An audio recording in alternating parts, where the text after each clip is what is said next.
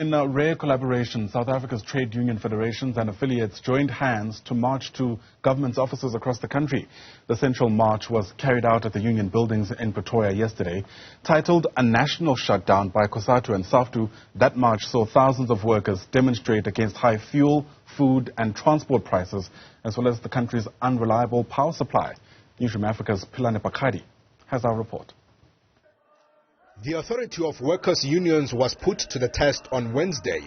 The ultimate goal by trade union federations COSATU and SAFTU was to withhold labor at all business and government entities. But depending on whichever side the observers want to call it, the countrywide action didn't gain the expected momentum. With all that said and done, however, the workers are convinced that they achieved their plan of action to hand-deliver the memorandums of demand to the bureaucrats. In Mpumalanga, the residents of Standerton and surrounding areas registered their concerns about the lack of employment and business opportunities. Our youth are suffering. They are not employed. They go to Witbank, Emelo, Metalbeck, Joburg, you name it, Secunda. They take people there and come and employ them here, whereas our local youth are unemployed. Workers in the northwest capital, Mahikeng, also joined the national shutdown to raise their frustration about the high cost of living, gender-based violence and corruption. Family members of those who occupying strategic positions of leadership, members were happy to hear that covered in their memoranda. In the Western Cape, the South African Federation of Trade Unions says the increase in consumer inflation is a slap in the face of the poor and the working class. It demands the lowering of the food, fuel, electricity price and interest rate.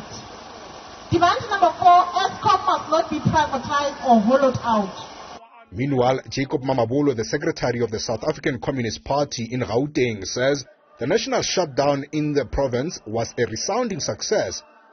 The fact that the federations of workers are on the same route, same destination, same issues, strategic goals, that on itself is very much important. Various political formations were also there to express their dissatisfaction with President Cyril Ramaphosa's administration. I don't think they are capable of doing anything competent.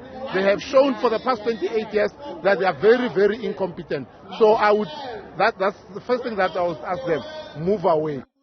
The government, through the minister in the presidency, Mondli Gungubele, has committed to studying the workers' demands and responding in due course. We owe it to you to go back and seriously look at the issues that are in the memorandum.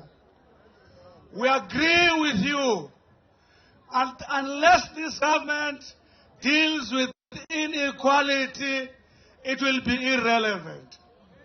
For Newzroom Afrika on Channel 405, I'm Pelane, Phakgadi in Johannesburg.